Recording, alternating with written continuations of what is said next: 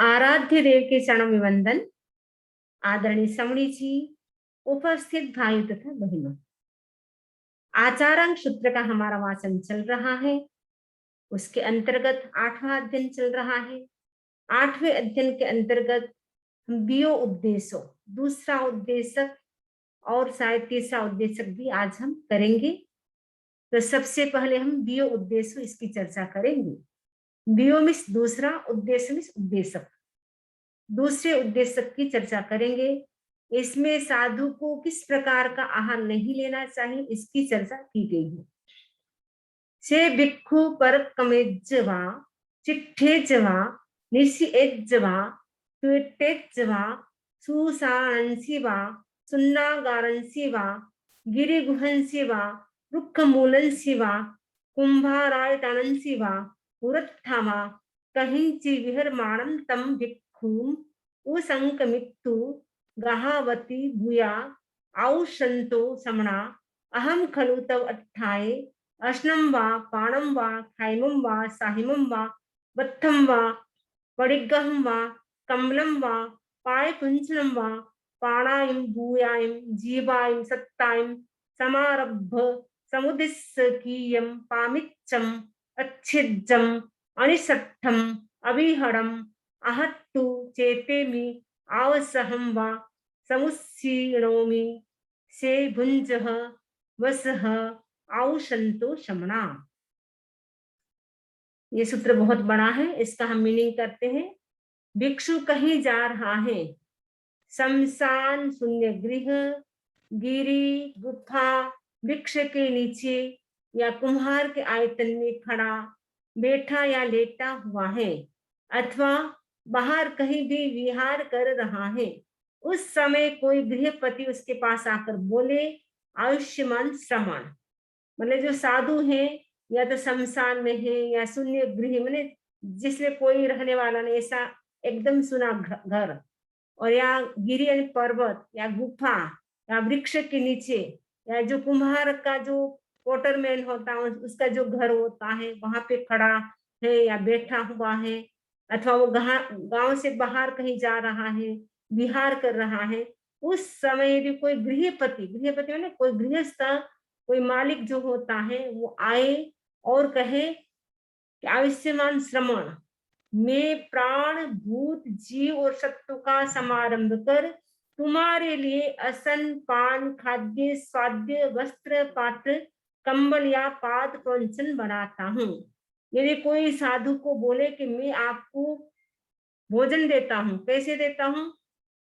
प्राण यानी प्राणों का वध करके, भूत का, जीव का, सत्व का आरंभ समारंभ करके, हिंसा करके आपके लिए मैं क्या करता हूँ? असन यानी भोजन लाता हूँ, पान यानी लिक्विड लाता हूँ, खाद्य यानी ड्राई फ्रूट लाता हूँ, स्वाद यानी मुखवास लाता हूँ, वस्त्र लाता हूँ, पात्र लाता हूँ, कंबल यानी ओढ़ने की जो सोल होती है वो लाता हूँ।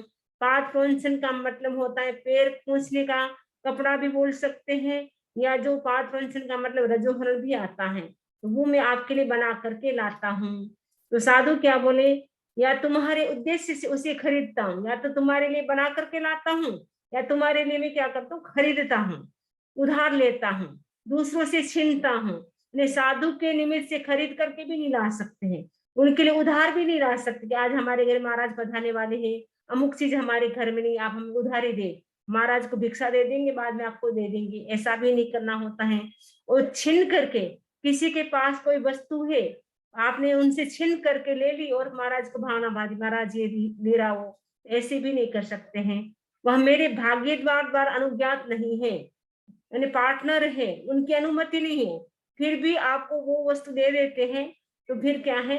वो साधु नहीं ले सकता है कि मेरे भागीदारी मेरे पार्टनर द्वारा अनुज्ञात नहीं, उसका परमिशन नहीं है, या उसे यहाँ लाता हूँ, उनकी परमिशन नहीं, फिर भी मैं क्या हूँ? यहाँ लाता हूँ आपके लिए। इस प्रकार का असन आदि मैं तुम्हें देना चाहता हूँ, तो तुम्हारे लिए उपास्य का निर्माण करता हूँ, या आपके लिए मैं उपास्य बनाता हूँ, भवन बनाता हूँ, स्थानक बनाता हूँ।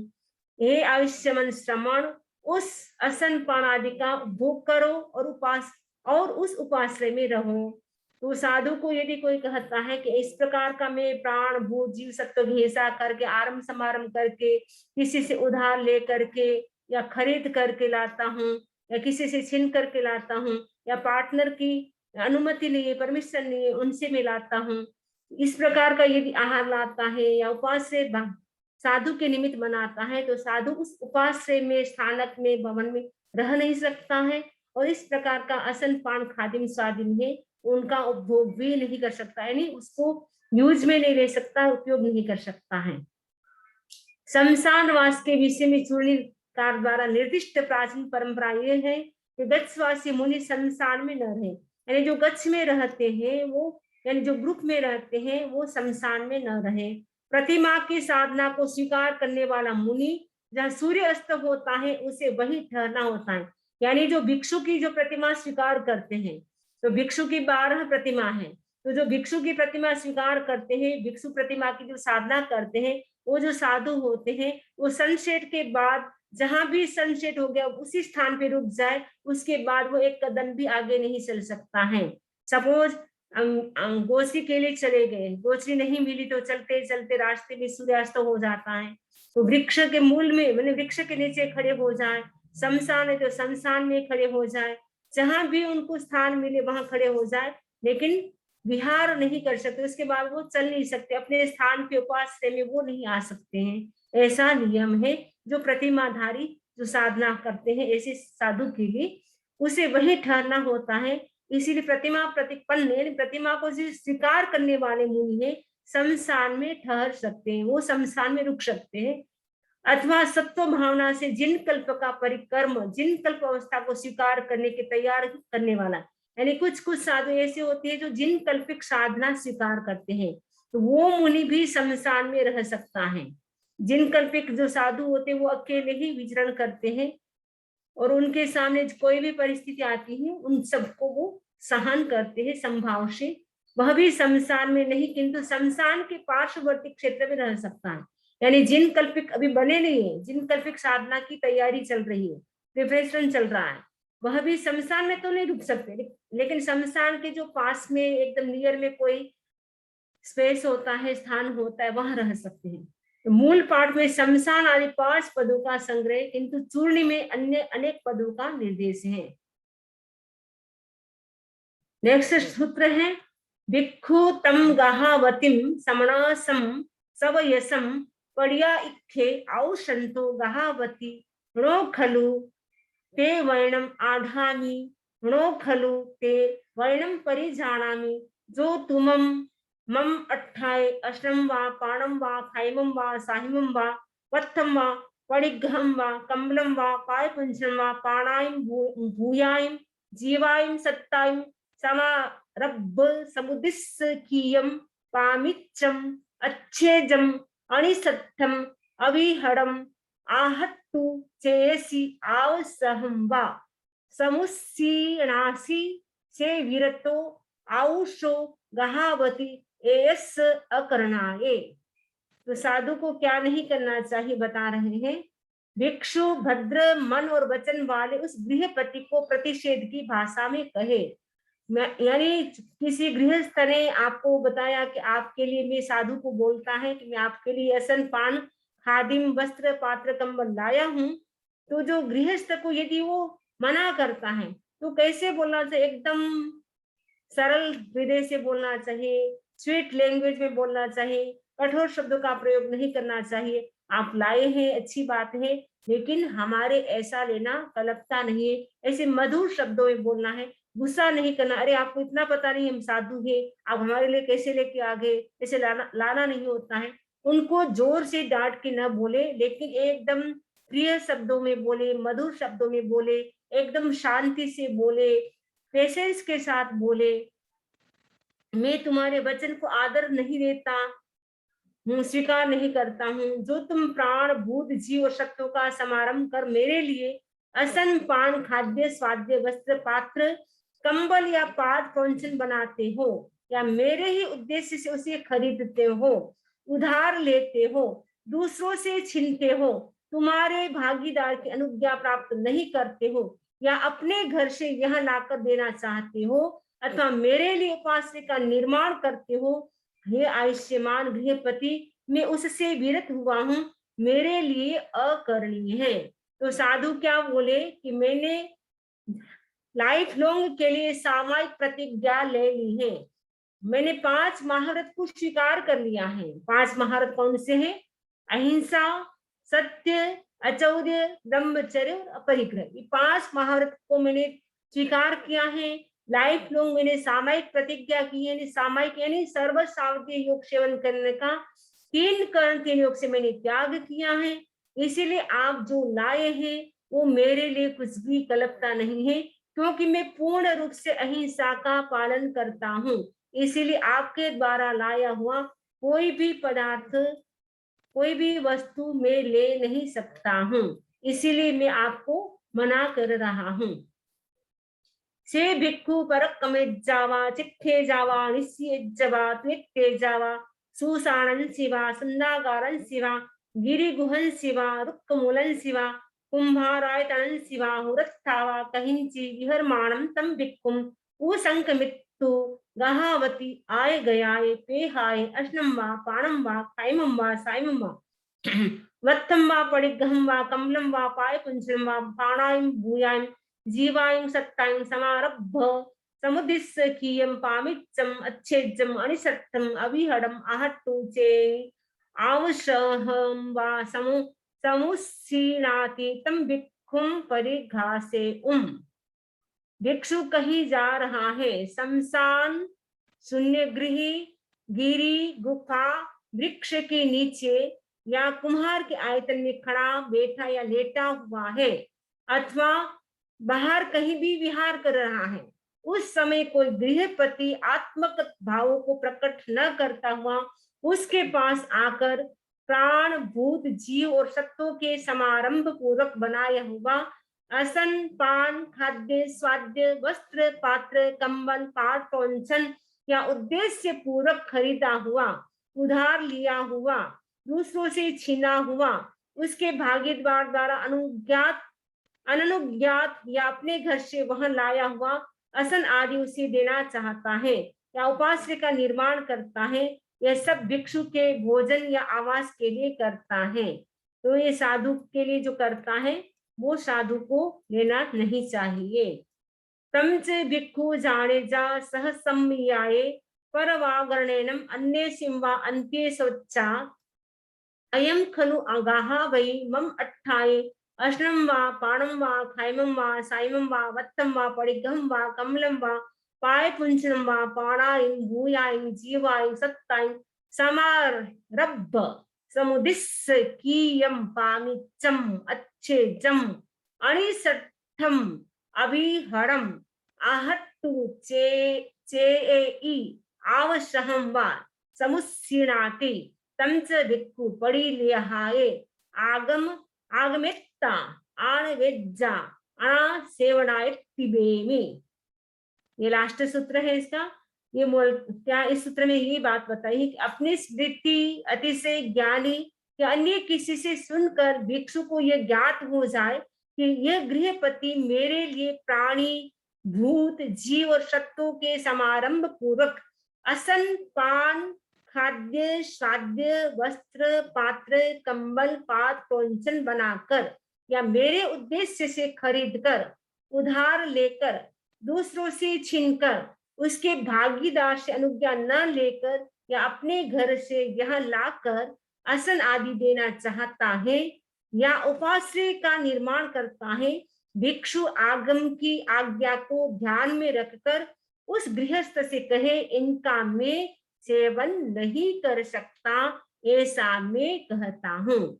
ये यानी भिक्षु के निमित्त से कोई भी गृहस्थ आसन, पान, खादिम जो भी लाता है, खरीद करके लाता है या उधार लेकर के लाता है या दूसरे से छीन करके लाता है या पार्टनर है उनकी परमिशन नहीं है उसके बिना लाता है, तो भिक्षु को क्या कहना चाहिए, आप लाए हैं अच्छी बात है, लेकिन ये हमारे लिए कल्पता नहीं है क्योंकि ये तीर्थंकरों की आज्ञा नहीं, भगवान की आज्ञा नहीं। आगम में भगवान ने ऐसा लेना निषेध किया है, मना किया है, इसीलिए मैं आपके हाथ से लाया हुआ नहीं ले सकता हूँ। भिक्षुं च खलु पुट्ठा अपुट्ठा वा जे इमे आहच्च गन्था पुषन्ति से हन्ता हणः खणः छिन्दः दहः पचः आलुम्पः विलुम्पः सहसाकारेह विपरामुसः ते फासे धीरो पुट्ठो अह्यासये। भिक्षु को पूछकर, पुट्ठा का मन पूछकर, अपुट्ठा का मन बिना पूछे, कुछ लोगों ने उसके लिए असन आदि बनाया। कुछ लोग ऐसे होते हैं साधु संतों को पूछते हैं आपके लिए बना करके लाए, कुछ होते बिना पूछे लेकर के आ जाते हैं। तो सपोज बिना पूछे आप लेकर के आ गए और हमने मना कर दिया, साधु ने मना कर दिया, तो आपको क्या होगा कि हमने इतनी मेहनत की, इतना बनाया, हम साधु ने एक भी हमारे से कुछ भी नहीं लिया, तो क्या होगा, गृहस्थ को गुस्सा आ सकता है। गुस्सा आने से क्या है, वो साधु को कष्ट दे सकता है, मार सकता है, पीट सकता है, कुछ भी कर सकता है। इसी बात को इसमें बता रहे हैं। भिक्षु को पूछकर या बिना पूछे कुछ लोगों ने उसके लिए असन आदि बनाया। भिक्षु के द्वारा उसका स्वीकार न करने पर भिक्षु को कदाचित रज्जु आदि बंधन से बांध देते। रज्जु यानी रस्सी, रस्सी आदि के बंधन से बांध देते। ऐसे भी गुस्सा आ जाता है लोगों को। वे अपने कर्म करो को संबोधित कर कहते हैं, कर्म करें नहीं, अपने जो सर्वेंट होते हैं उनको भी बोलते हैं कि जाओ, व्यर्थ ही मेरे धन का अपव्यय कराने वाले उस भिक्षु को पीटो। वो अपने सर्वेंट को बोलेंगे जाओ, वो जो भिक्षु है, मैंने इतना सारा बनाया, सब कुछ तैयारी की, लेकिन भिक्षु ने मेरे हाथ से कुछ भी नहीं लिया है, तो आप क्या करो, जाओ उनको पीटो, यानी मारो, क्षत विक्षत करो, यानी उनकी जो अंग है, हाथ पैर है, उनका छेदन करो, क्षार आदि से जलाओ, जो अग्नि है उससे उनको जला दो, जलती लकड़ी से दाग दो, शरीर को नखों से नोच डालो, बार बार नोच डालो, सिर काट डालो, ऐसे से कर लेते।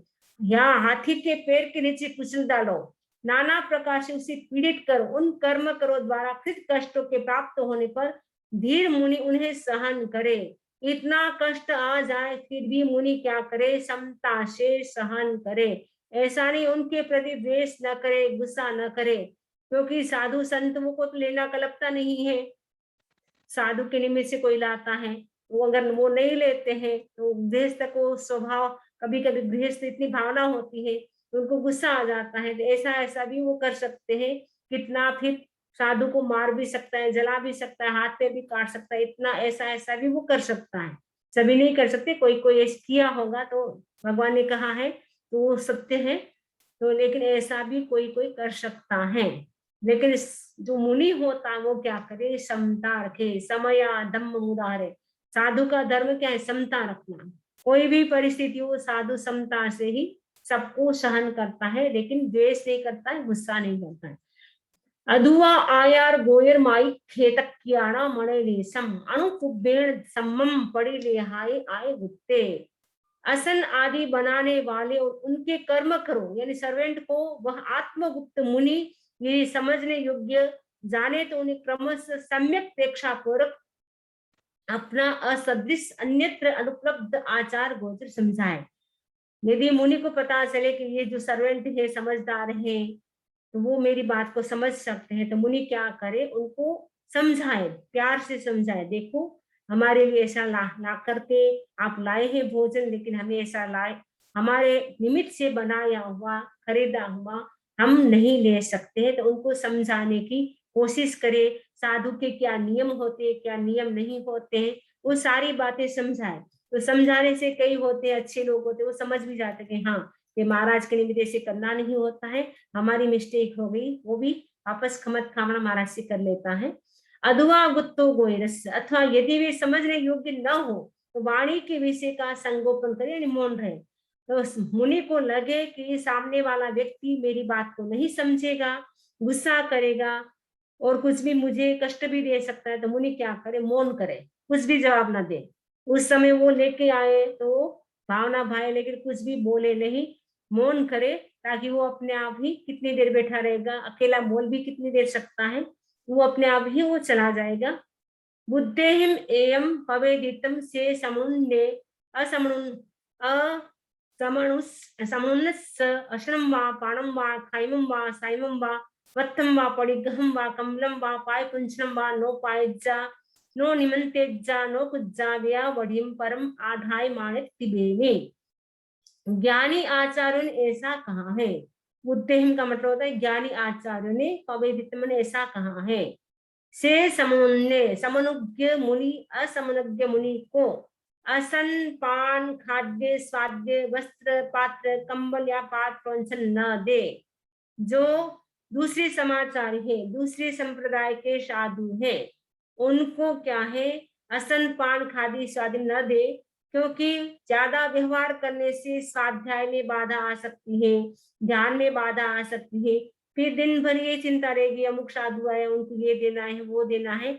इसीलिए कहा है जो जिस ग्रुप में रहता है, जिस संप्रदाय में रहता है, उनके साधु साधियों के साथ वो आहार पानी का व्यवहार करे। लेकिन जो दूसरे संप्रदाय के लोग हैं, दूसरे अन्य तीर्थिक साधु संत हैं, उनके साथ लेना देना करना नहीं कलपता है। क्योंकि ऐसा इसीलिए मना है, क्योंकि उससे ज्यादा व्यवहार बढ़ने से उनका टाइम उसमें लॉस्ट हो जाएगा, वेस्ट हो जाएगा। उसके लिए भगवान की आज्ञा नहीं है कि वो दूसरे साधु संतों को दे। यदि अपने ही संप्रदाय के साधु हैं, उनको भी गुरु की आज्ञा से देना होता है। तो दूसरे साधु संत, जो साधु संत होते हैं, उनको ला करके देना कलपता नहीं है। न उन्हें देने के लिए निमंत्रित करे, न उनके कार्यों में व्यापृत हो। यह सब अत्यंत आदर प्रदर्शित करता हुआ करे, ऐसा मैं कहता हूँ। मतलब वो भी आदर के साथ उनको मना करे कि ऐसा मैं करता हूँ, कि मुझे ऐसा कलपता नहीं है।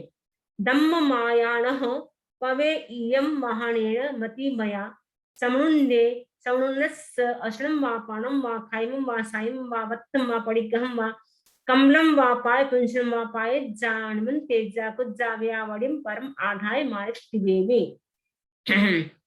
मति मया यानी मतिमान, महान यानी महान के द्वारा, यानी मुनि के द्वारा निरूपित धर्म को जानो।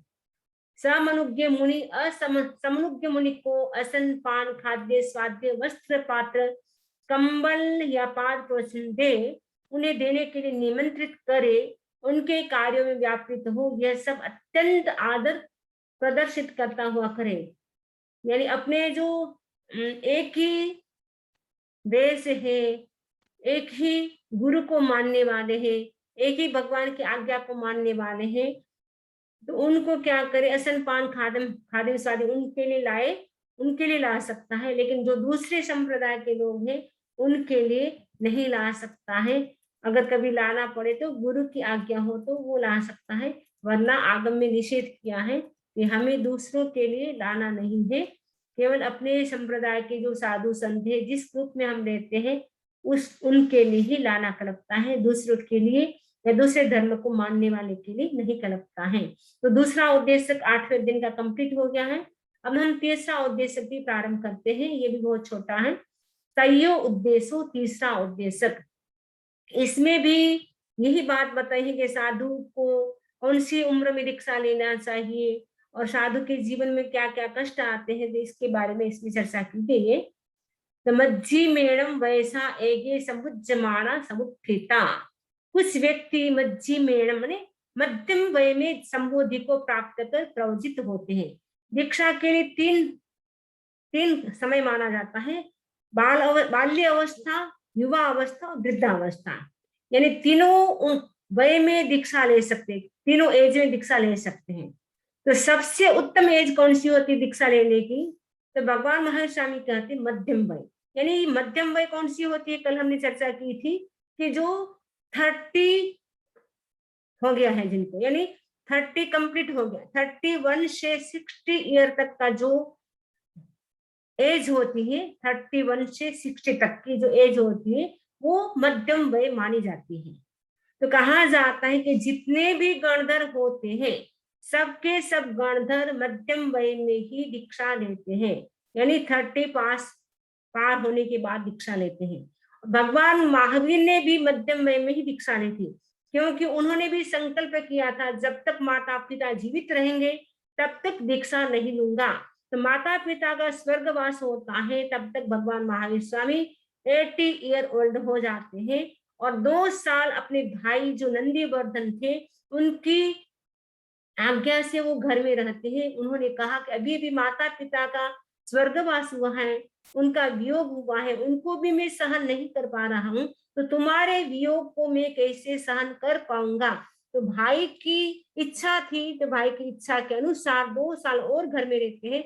ऐसे करके भगवान महावीर स्वामी जब दीक्षा लेते हैं, 30 ईयर कंप्लीट हो जाते हैं। जब 31st चल रहा था तब भगवान महावीर ने दीक्षा स्वीकार की। तो कहने का मतलब है कि भगवान महावीर ने भी मध्यम वय में दीक्षा ली थी, और जितने भी गणधर होते हैं वो सभी मध्यम वय में ही दीक्षा लेते हैं, यानी युवा अवस्था में दीक्षा लेते हैं। युवा अवस्था सबसे उत्तम मानी जाती है, क्योंकि युवा अवस्था में अंडरस्टैंडिंग बढ़ जाती है, समझ बढ़ जाती है, बुद्धि बढ़ जाती है, अनुभव बढ़ जाते हैं। और किसी किसी ने शादी कर ली होती है तो संसार के सुख भी देख लिए होते हैं, उसके बाद उनका मन भी संसार के सुखों के प्रति कम हो जाता है, क्योंकि सब कुछ देख लिया होता है। तो सब कुल मिलाकर के कहा जाता है कि मध्यम वय होती है वो सर्वोत्तम होती है। बाल्य अवस्था भी अच्छी होती है, वृद्धावस्था भी अच्छी होती है। ऐसे तो तीनों अवस्था में दीक्षा ले सकते हैं, कोई भी हो सकती है। लेकिन कोई पूछे कि सबसे उत्तम दीक्षा का समय कौन सा होता है, तो मध्यम वय का, यानी 31st से लेकर के 60 ईयर तक जो उम्र होती है, वो बीच की स्थिति होती है, युवा अवस्था की स्थिति होती है, वो सबसे अच्छी मानी जाती है। सोचा वही मेहारी पंडियाणम निसामिया समीयाए धम्मे आरी एहिम पवे दीते। आर्य एहिम का मतलब तीर्थंकरों ने, समीयाए मैंने समता को, धम्मे मैंने धर्म, पवे दीते मैंने बताया है। मैंने धर्म किसमें है, समता धर्म है। बाकी धर्म बहुत अच्छी बात है, सामयिक करो, प्रतिक्रमण करो, त्याग करो, वो सब अच्छी बात है, लेकिन समता मेन चीज है। यदि समता नहीं है तो साधुपन भी नहीं होता है, समता बहुत जरूरी है। तो समता है तभी त्याग प्रत्याख्यान वो सब सार्थक होता है। यदि आप में समता नहीं है, आप मांसकमण भी करते हैं, तो वो उतना लाभ नहीं होता है। इसलिए आचार्य महाप्रज्ञ जी कई बार कहा करते थे, उपवास का मांस खमन तो बहुत लोग करते हैं, लेकिन कभी कभी हमें ऐसा मांस खमन करना चाहिए, क्षमा का मांस खमन, यानी हम 1 महीने तक गुस्सा नहीं करेंगे।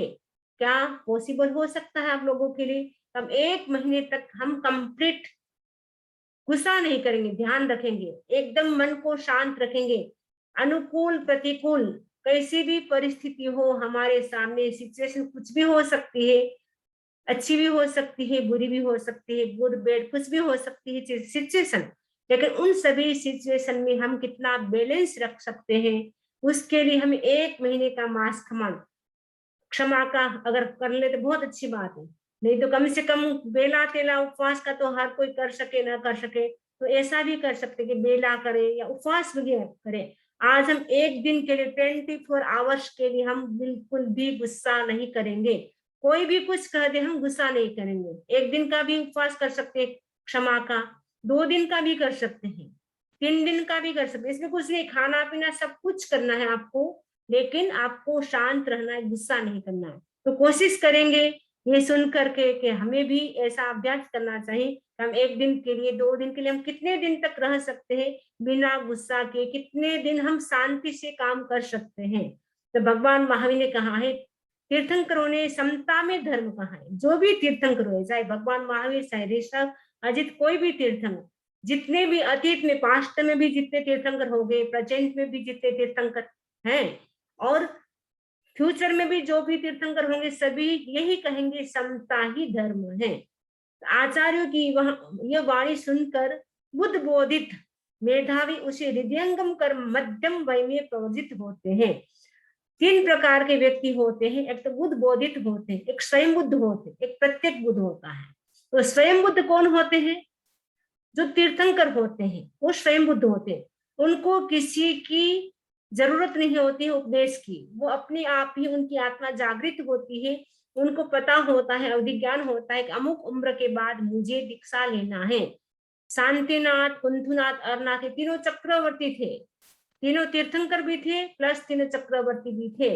उन्होंने राज्य का संचालन किया, 6 खंड को साधा, चक्रवर्ती बनना होता है तो 6 खंड दिग्विजय की यात्रा भी करनी होती है। तो तीर्थंकर की आत्मा थी और साथ में चक्रवर्ती भी मिल गया पद, तो उन्होंने 6 खंड का अधिपति, वो 6 खंड को साधा, चक्र रत्न भी पैदा हुआ और कई लाखों वर्षों तक राज्य का संचालन किया। और उसके बाद जब लास्ट में उनको लगता है अब 1 लाख वर्ष या जितना भी समय बाकी था, उसके बाद उनकी आत्मा जाग जाती है और नव लोकांतिक जो देव आते हैं उनको बोलते हैं अब उठो जागो, आपका वर्षिदान देने का समय आ गया है। तो नव लोकांतिक देव उनको बोलने के लिए आते हैं। उसके बाद तीर्थंकर होते हैं, वो क्या करते हैं, वर्षिदान देना शुरू करते हैं और 1 साल तक कंटिन्यू वो वर्षिदान देते हैं। उसके बाद वो दीक्षा लेते हैं। सभी तीर्थंकर होते हैं वो वर्षिदान देते हैं। तो स्वयं बुद्ध होती है तीर्थंकर की आत्मा। प्रत्येक बुद्ध का मतलब होता है किसी एक वस्तु को देख करके जिनको वैराग्य हो जाता है। जैसे एक दिन मैंने चर्चा की थी, जैसे हनुमान जी है, उनको सनसेट को देखते हुए, डूबते हुए सूर्य को देखते हुए उनको वैराग्य हो गया किसी एक वस्तु को देखकर। नमी राजर्षि, आपको मैंने बताया था, जो उनकी रानी चंदन घींच रही थी, चूड़ियों की आवाज आ रही थी, उनको अच्छा नहीं लग रहा था। उन्होंने कहा कि चंदन घिसना बंद कर दे। तब रानियों ने क्या किया, समझदारी से काम किया, सारी चूड़ियां उतार, एक एक चूड़ी सुकन के रखते हैं, क्योंकि जो सुहागन होते उनके हाथों में चूड़ी होती। आजकल तो कोई रखते भी नहीं है, सुहागन नहीं सुहागन एक जैसे लगते हैं। पहले के जमाने में यह था कि जब तक वो सुहागन होती है तब तक हाथ से चूड़ियां नहीं निकलती थी, बिंदी लगाती थी और मांग भरती थी, वो सुहागन का चिन्ह था। आजकल तो सुहागन नहीं सुहागन एक जैसे ही लगते हैं, किसी का कोई शायद चिन्ह भी नहीं रहा है। तो वो उस समय ये चिन्ह होता था। तो भगवान जो प्रत्येक बुद्ध होते हैं उनको एक वस्तु को देख करके वैराग्य हो जाता। तो नमी राजर्षि को कैसे वैराग्य हुआ, उनकी रानियों ने क्या किया, एक चूड़ी रखी। तो नमी राजर्षि ने कहा क्या चंदन घिसना बंद हो गया? रानियों ने कहा नहीं, चल रहा है। तो आवाज क्यों नहीं आ रही? हमने एक ही कंगन रखा है। नमी राजर्षि की आत्मा जागृत होगी। दोए मिलिया दुख होए, नमी जो एकाकी बनो, कोई दो मिलिया दुख हो। अकेले में ही आनंद है, दो में ही दुख है। बस इस बात को लेकर के वो निमित्त मिल गया और उनकी आत्मा जागृत हो गई। वो दीक्षा स्वीकार कर लेते हैं। नमी राजर्षि यानी राजा भी दीक्षा स्वीकार कर लेते हैं। बुद्ध बोधित, प्रत्येक बुद्ध और स्वयं बुद्ध। स्वयं बुद्ध तीर्थंकर हो गए, प्रत्येक बुद्ध कई लोग होते हैं, किसी एक वस्तु को देख करके। बुद्ध बोधित का मतलब होता है उपदेश को सुन करके। ऐसे तो वैराग्य नहीं आता, लेकिन साधु संतों का उपदेश सुना या किसी ज्ञानी का उपदेश सुना, तीर्थंकर का उपदेश सुना, उनका उपदेश सुन करके वैराग्य हो जाता है। तो वो होते हैं बुद्ध बोधित। तो बुद्ध बोधित होते हैं। इस सूत्र में बताया है कि बुद्ध बोधित मेधावी क्या करे, जो तीर्थंकर या विशिष्ट ज्ञानी या जो साधु संतों ने जो कहा है उसको हृदय में अच्छी तरह से धारण करके मध्यम वय में क्या होते हैं, वो प्रवर्जित होते हैं, दीक्षा लेते हैं। प्रवर्जित का मतलब दीक्षा लेते हैं। ते अणवकंख माणा, अणतिवाय माणा, अपरिग्रह माणा, नो परिग्रह वंती, संवावंती चरणम रोगंसी। वे काम भोगों के प्रति आसक्ति, प्राणियों के प्राणों का अतिपात और परिग्रह न करते हुए समूचे लोक में अहिंसक और अपरिग्रही होते हैं। क्योंकि जो साधु होते हैं वो काम भोगों की आसक्ति नहीं रखते, यानी उनके भीतर किसी भी प्रकार का लोभ नहीं होता है। क्योंकि लोभ है वो क्या है, परिग्रह का मूल है। यानी जिसमें लोभ होता है वो क्या करेगा, हिंसा करेगा। हिंसा करेगा, वो क्या करेगा, परिग्रह रखेगा। तो परिग्रह का मूल क्या है, अतिपात यानी हिंसा। आकांक्षा का मतलब लोभ होता है और अतिपात का मतलब है किसी को मारना। तो हिंसा का मूल है लोभ। व्यक्ति हिंसा क्यों करता है, जब लोभ होता है ज्यादा तब व्यक्ति हिंसा करता है। परिग्रह क्यों रखता है, जब तृष्णा होती है, लोभ होता है, तब व्यक्ति ज्यादा से ज्यादा धन धान्य का संचय करता है, इकट्ठा करता है। तो जो साधु होता है उनको आरंभ समारंभ करना कल्पना नहीं है, क्योंकि आरंभ समारंभ महा आरंभ महापरिग्रह वो क्या है, दुर्गति का कारण है, अधोगति में ले जाने वाला है। तो साधु संत होते हैं इसीलिए परिग्रह नहीं रखते हैं, क्योंकि वो जानते हैं ये जो महाआरंभ महापरिग्रह है वो हमें कहाँ ले जाएगा, अधोगति यानी नरक गति या तिरंज गति में ले जाएगा। निहाय दंडम पाणे हिम पावम कम्मम अकुब माणे एस महम अगंथे व्याहिये। जो प्राणियों के प्रति अहिंसक है और पाप कर्म नहीं करता वह महान ग्रंथि मुक्त कहलाता है। यानी प्राणी मात्र के प्रति जिनका दया भाव है, जो किसी भी प्रकार का पाप कर्म नहीं करता है, वो महान अग्रंथ यानी जिनमें ग्रंथि नहीं, राग द्वेषी ग्रंथि नहीं है, वह अग्रंथ कहलाता है। ओए जुति मत्स्य खेयन्ने वायुम चवणम चणच्चा। वीतराग और संयम का मर्मज्ञ मुनि जन्म और मृत्यु को जानकर अहिंसा और अपरिग्रह में प्रवृत्त होते हैं। जो वीतराग है, वीतराग ने जो कहा है, यानी जो तीर्थंकरों ने कहा है, तो वो क्या करे, वीतराग और संयम का मर्मज्ञ मुनि ने, वीतराग भगवान ने क्या कहा है, संयम को जो अच्छी तरह से जानने वाला है वो मुनि क्या करे, जन्म और मृत्यु को जानकर अहिंसा और अपरिग्रह में प्रवृत्त हो। इसमें एक शब्द आया है उवायम। उवायम का मतलब उपपात। उपपात और च्यवन, दो शब्द आए, चवन में च्यवन। उपपात और च्यवन ये दो शब्द आया है। तो उपपात का मतलब जन्म, च्यवन का मतलब होता है मृत्यु। उपपात और च्यवन शब्द का प्रयोग किसके लिए होता है, देवताओं के लिए होता है। देवताओं का जब जन्म होता है तब कहा जाता है उपपात हुआ है, और जब मृत्यु होती है तब कहते च्यवन हो गया, देवताओं का च्यवन हो गया। तो जो तीर्थंकर की आत्मा होती है उनका पंच कल्याणक मानते हैं, तो पहला कल्याणक है च्यवन, क्योंकि प्राय वो देवता से ही आते हैं, कोई नरक से भी आते हैं, लेकिन काफी देवता तीर्थंकर की आत्मा होती है देवगति से आती है, तो उनके लिए च्यवन कल्याणक माना जाता है। तो जो च्यवन और उत्पात होता है उनका मेन कोज क्या है, कर्म है। कर्म के कारण ही उत्पात होता है यानी जन्म होता है, और कर्म के कारण च्यवन यानी मृत्यु होती है। तो महाआरंभ और महापरिग्रह से जीव क्या है, अधोगति में जाता है। इसीलिए क्या करे मुनि, क्या करे कि भगवान ने जो कहा है कि संयम जो हमने स्वीकार किया है उसे हमें अच्छी तरह से जागरूकता से पालन करना है। इसीलिए वो मुनि क्या करे, प्रमाद नहीं करता है, भगवान ने जो कहा है उसके अनुसार ही वो साधना करता है, संयम का पालन करता है। आहारा आहारो वचया देहा परिसह पभंगुरा। शरीर आहार से उपचित होते हैं और वे परिसह से भग्न हो जाते हैं। यानी हमारा जो शरीर है वो बढ़ता कैसे है, पुष्ट रिष्ट पुष्ट कैसे होता है, जब हम आहार करते हैं तब हमारा शरीर रिष्ट पुष्ट होता है। और जब कोई परीक्षा आता है, कोई कष्ट आता है, तो हमारा शरीर भग्न भी हो सकता है। यानी क्षुधा पिपासा, जब भूख प्यास लगती है, टाइम पर खाना नहीं मिलता है, तो हमारे शरीर है वीक भी हो सकता है, जो शक्ति भी शरीर की है एनर्जी वो भी कम हो सकती है। तो हम जो शरीर को धारण करते हैं, एक तरफ तो कहते हैं कि ये शरीर अनित्य है, तो अनित्य शरीर है तो फिर भोजन क्यों करना चाहिए, प्रश्न है। यदि शरीर अनित्य ही है, उसको छोड़ना ही है, तो भोजन हमें क्यों करना चाहिए।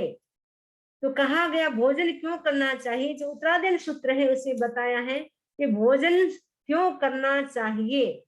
तो आचार्य तुलसी ने भी आचार बोध लिखा है उसी भाषा में, जो उत्तरायण सूत्र की भाषा है उसी में लिखा है कि साधु को भोजन क्यों करना चाहिए, कब करना चाहिए, क्यों नहीं करना चाहिए। तो साधु को भोजन करने के 6 कारण बताए हैं। पहला है क्षुधा। क्षुधा यानी भूख को शांत करने के लिए साधु को भोजन करना होता है, बाकी कोई उद्देश्य नहीं शरीर को रिष्ट पुष्ट करने का, भूख को शांत करने के लिए साधु को भोजन करना होता है। दूसरी बात बताई वैयावृत्य। वैयावृत्य का मतलब है सेवा करने के लिए, यानी हम अगर हमारा शरीर निरोगी होगा तो हम सेवा कर सकते हैं साधु संतों की। तो साधु संतों की चतुर्थ धर्म संघ की यानी व्याख्यान करना, क्लास देना, ज्ञानशाला देना, प्रवचन करना, वो सब सेवा है, संघ की सेवा है।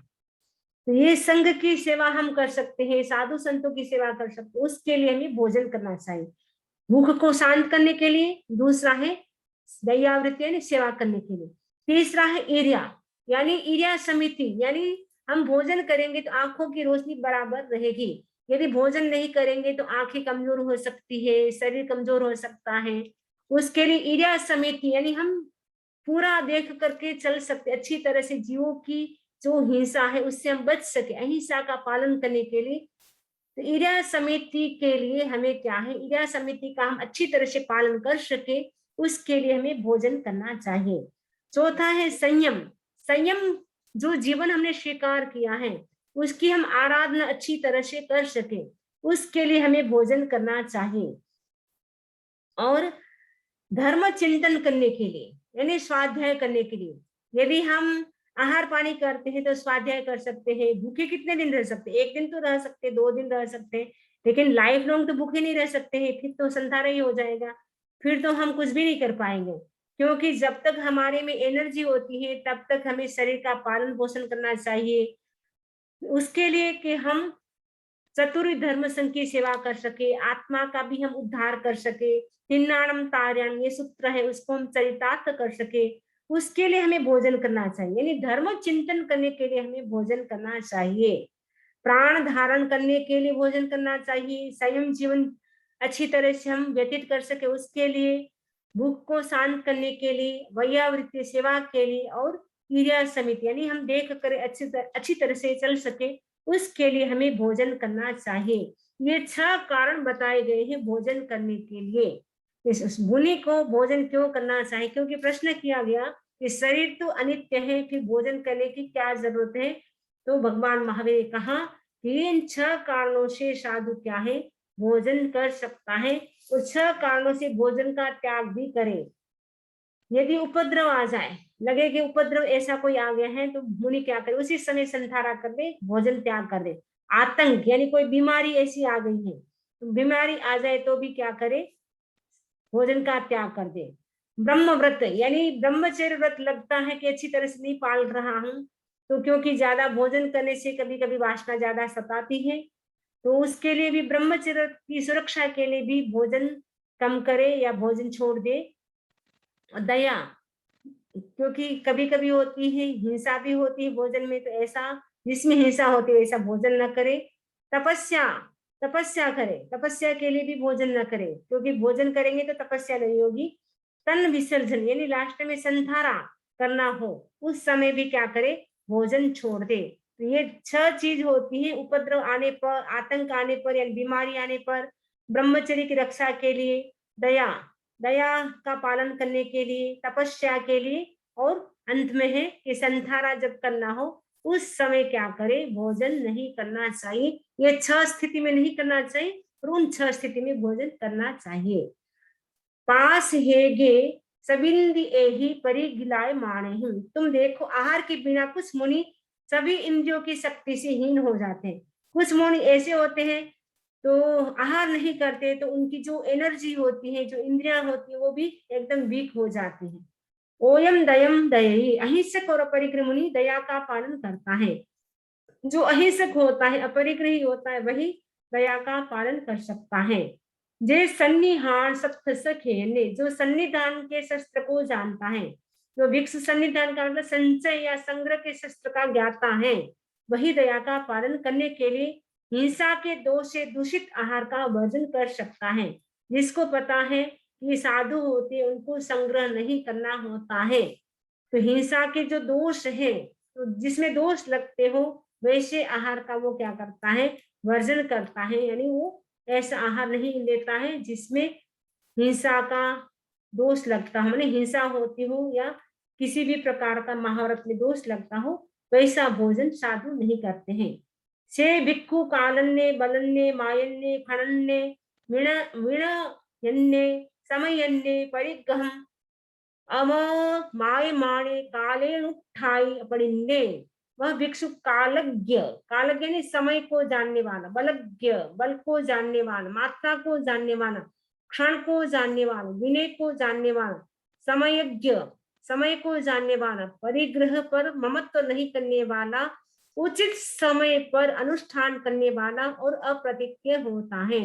ये सारी बताई गई है कि जो कौन से समय क्या करना चाहिए, वो कब काम करना चाहिए, काल का भी ध्यान होना चाहिए कि कौन से काल में काम किया जाता है। अपना अपनी एनर्जी भी देखनी चाहिए, मेरे में कितनी ताकत है, अपनी जितनी ताकत है उसके हिसाब से तपस्या करना चाहिए। मेरे में ताकत नहीं है, मैं बिना ताकत भी, अगर मैं बिना एनर्जी भी तपस्या करती रहूंगी तो क्या हो जाएगा, शरीर जल्दी क्षीण हो जाएगा। इसलिए अपना शक्ति भी देखना चाहिए, मात्रा भी देखना चाहिए, कितना कितनी मात्रा में, कितनी मात्रा में भोजन करना है, कितनी मात्रा में नहीं करना है। क्षण को भी जानना चाहिए, विनय को भी जानना चाहिए, समय को भी जानना चाहिए, और जो परिग्रह है हमारे पास, जो वस्त्र पात्र कंबल है, उनके प्रति भी ममत्व नहीं करना चाहिए, और उचित समय देख करके हमें अनुष्ठान करना चाहिए, बिना समय हमें अनुष्ठान भी नहीं करना चाहिए। दुहो छेता न्यायी, वह राग और द्वेष दोनों बंधनों को छीनकर नियमित जीवन जीता है। तम भिक्खुम सिय फास परिवेयमाण गायम कुसंग मृत्यु गहा वै भूया आउ संतो समणा नो खलु ते गाम धम्मा उवाहन्ति आउ संतो गहा वै नो खलु मम गाम धम्मा उवाहन्ति सिय फास नो खलु अहम संसा एमि अह्यासिप्तये नो खलु मे कपति अग्नि कायम उज्जालितेवा पज्जालितेवा कायम आयावितेवा पयावितेवा अन्य सिंवा वैणाओ। शीत स्पर्श से प्रकंपमान शरीर वाले भिक्षु के पास आकर गृहपति कहे, आयुष्मान समान, क्या तुम्हें ग्राम्य धर्म यानी इंद्रिय वासना बाधित नहीं कर रहे हैं? यानी इंद्रियों के जो 5 विषय हैं वो आपको कोई डिस्टर्बेंस तो नहीं कर रहे हैं, ऐसा पूछते हैं।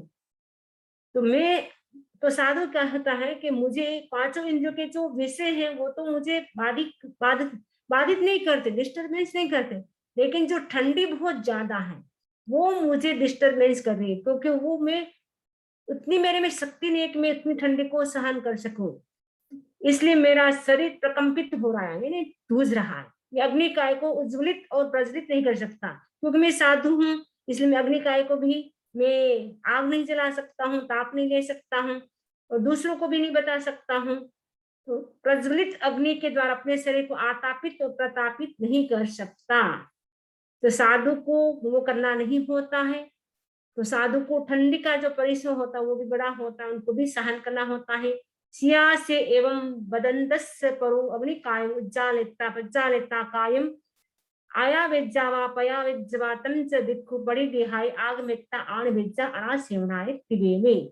भिक्षु के द्वारा ऐसा कहने पर भी कदाचित वह गृहपति अग्नि काय को उज्ज्वलित और प्रज्वलित कर उसके शरीर को आतापित और प्रतापित करे, तो भिक्षु आगम की आज्ञा को ध्यान में रखकर उस गृहपति से कहे, मैं अग्नि काय का सेवन नहीं कर सकता, ऐसा मैं कहता हूँ।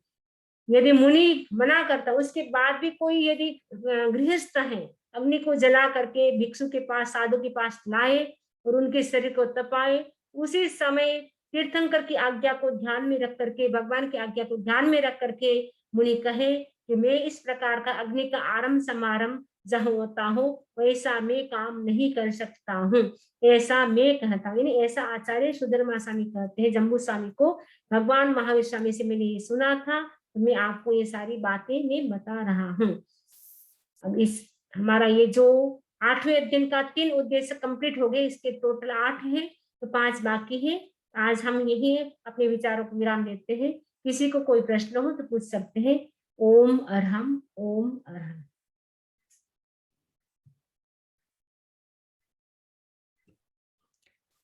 वंदा, मी एक प्रश्न